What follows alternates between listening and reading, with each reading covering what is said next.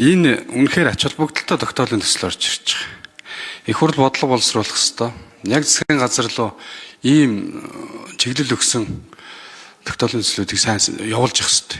Ер нь бол яг одоо энэ бол тийм иргэдээ бодсон, ялангуяа сум орон нутаг гэр ороолд амьдарч байгаа иргэдээ бодсон их тийм зөв чиглэл өгж байгаа тогтоол шүү. Их хурлын гишүүд манаас бүгдээрээ энэ дээр анхааралтай хандаасаа гэж хүсгэсэн нэгт. За хоёр дэх юм бол энэ дээр асуух нэг юм байгаа даа. За би бол байнгын орон дээр энэ 5 кВт гэж орж ирснийг 20 кВт болгуулад эрчим хүчний тухай хуульд нийцүүлээд санал хураалгаад их хурлын гишүүд маань дэмжиж 20 болгосон.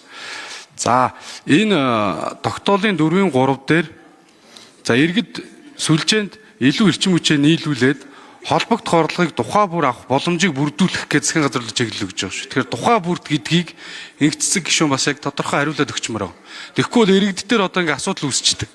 За би одоо 7, 8, 9 сард илүү эрчим хүчээ өгөөд юунаас эрчим хүчний одоо түгээхээс нийслэлийн түгээхээс ч юм ингээ авлагатай болчихдог.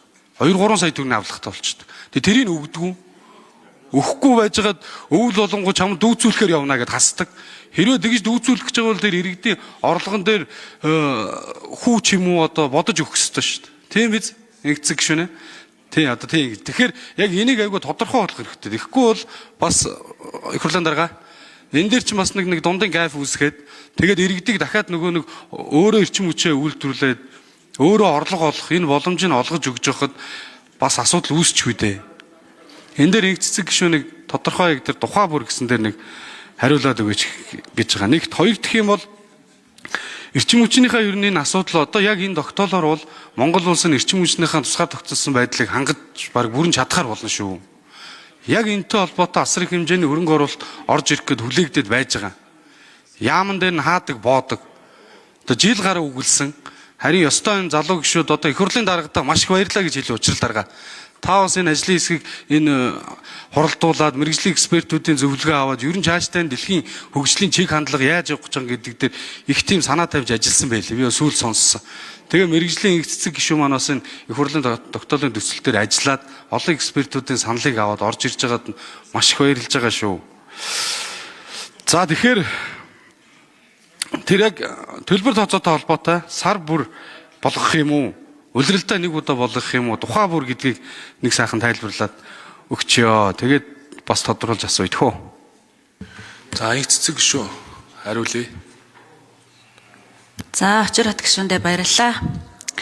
За тийм ер нь бол энэ одоо айл өрхөд нарны панел батарейгаараа сүлжээнд илүүдэл цалхаанаа одоо борлуулад орлого олох ийм одоо боломжтой.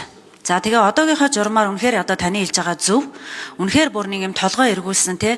За одоо ингээд өснөөс нь авсны чи хасаад ингээд шүүгээ тэгээд одоо хүртэл нэг ч одоо айл бараг тэр зарсан цалхааныхаа орлогыг авч чадахгүй байгаа.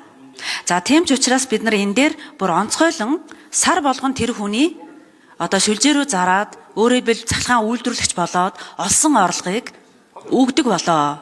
Тэгжээж энэ маань цаашдаа өөрөөр хэлбэл энэ нарны панел батарей суйрлуулах итвэгч нэ. Өөрөөр хэлбэл хүн одоо сардаа ингээд цалхааныхаа тооцоог харангууд хөөх би одоо ингээд шүлжээнээс нэг 50,000 төгрөгийн цалхаан худалдаад авчиж хүүшээ гэхдээ би нэг 10,000 төгрөгийн цалхаан шүлжээрээ худалдсан байж тээ гэдэг юм а. Хүн харж ээж тэндээсээ хүн яах вэ? Би ч нэрэн цахилгаан үйлдвэрлэгч болсон байх шүү дээ гэдэг тэр одоо сэтэл бий болноо.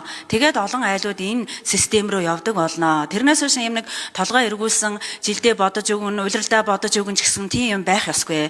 Олон улс ч гэсэн сардаа бодож өгдөг юм аа. Тийм учраас энийг тусгаж өгөх одоо ийм боломжийг бүрдүүл гэдэг утгаараа тухай бүрдэн гэдэг нь ер нь бол сар бүрдээл гэсэн үг. Яг л манай цахилгааны тооцоо сар болгон хийгддэг. Тэгвэл сар болгон та системээс тийм хэмжээний цахилгаан авсан байна.